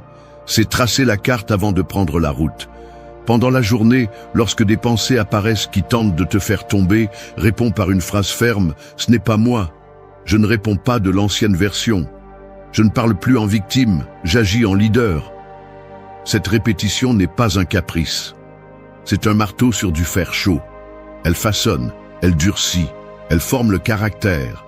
Au fil du temps, ton environnement commencera à te traiter comme tu te traites. Si ton langage reflète la fermeté, le respect et la clarté, les autres le perçoivent. Et si ce n'est pas le cas, cela n'a plus autant d'importance, parce que tu ne dépends pas de cela. Tu sais déjà qui tu es. Ne te définis pas par tes erreurs, ni par tes blessures, ni par ce que les autres attendent de toi. Définis qui tu es avec des mots fermes et soutiens-les par des actions. Parce que tout grand bâtiment commence par une base. Et dans ton cas, cette base est construite avec chaque mot que tu choisis pour parler de toi. 10. Sème ta réalité avec chaque déclaration. Le champ ne demande pas si la graine est bonne ou mauvaise. Il obéit simplement. Ce que tu sèmes grandit. C'est ainsi que fonctionne ton esprit. Il ne distingue pas ce que tu dis par habitude de ce que tu dis avec intention. Chaque mot que tu prononces, surtout sur toi-même, est une graine jetée sur le terrain de ton destin. Tôt ou tard, elle germe. Et quand elle le fait, tu ne peux pas blâmer le monde pour les fruits que tu récoltes. Les stoïciens savaient que tout commence par le langage. Marc Aurèle n'utilisait pas ses écrits comme exutoires, il les utilisait comme s'ils étaient des ordres. Ces mots étaient des instruments pour rester ferme, concentré et résistant. Il savait que ce que tu répètes devient structure, que ce que tu nommes constamment finit par te définir, et c'est pourquoi il était prudent avec ce qu'il disait, aussi bien à voix haute qu'en silence. Aujourd'hui, les neurosciences confirment que chaque déclaration active des voies neuronales. Ce que tu dis se transforme en modèle. Si tu répètes « tout va mal pour moi », tu crées un réseau neuronal qui renforce cette perception. Si tu déclares « je trouve des solutions avec calme », ton cerveau cherche du soutien dans les expériences passées, réorganise l'attention et améliore ta capacité de réponse. L'esprit agit en fonction du langage qu'il entend. Ce n'est pas un hasard si les personnes qui se sabotent utilisent des phrases répétitives comme « j'échoue toujours »,« je suis un désastre ». Cela ne change jamais. Ces mots ne décrivent pas la réalité, ils la créent. Sème la frustration, tu récolteras le blocage. Sème la clarté, tu récolteras la direction. Ta vie extérieure commence à s'écrire à partir de tes mots intérieurs. La pratique stoïcienne consiste à choisir consciemment chaque phrase. Chaque matin, au lieu de lâcher des mots au hasard, lance des affirmations comme des graines avec un but. Aujourd'hui, j'agis avec fermeté. Mon énergie se concentre là où c'est important. Chaque décision construit mon caractère. Il ne s'agit pas de sonner bien, il s'agit d'écrire ton propre scénario en temps réel. Et chaque déclaration consciente est une ligne de plus dans cette histoire que tu choisis de vivre. Quand tu sens que la vie devient chaotique, quand tu perds le focus, reviens au pouvoir de tes mots. Tu n'as pas besoin de crier au monde, tu as juste besoin de te répéter ce que tu veux vraiment. Ce que tu choisis vraiment, ce que tu es vraiment. Fais-le à voix basse, fais-le dans ton journal, fais-le en marchant, mais fais-le. Parce que si tu ne le fais pas, quelqu'un d'autre comblera ce vide avec ses idées, ses étiquettes et ses limites. Ne laisse pas tes déclarations être négligées, parce que chaque mot est une promesse lancée à l'univers et l'esprit cherche toujours à les réaliser. Choisis bien ce que tu vas semer, parce que viendra le jour de la récolte, et à ce moment-là, il sera trop tard pour changer la graine. Parle avec intention, déclare avec un but, sème avec conscience, parce que tu es le fermier de ton destin, et tes mots sont l'outil le plus puissant pour le cultiver.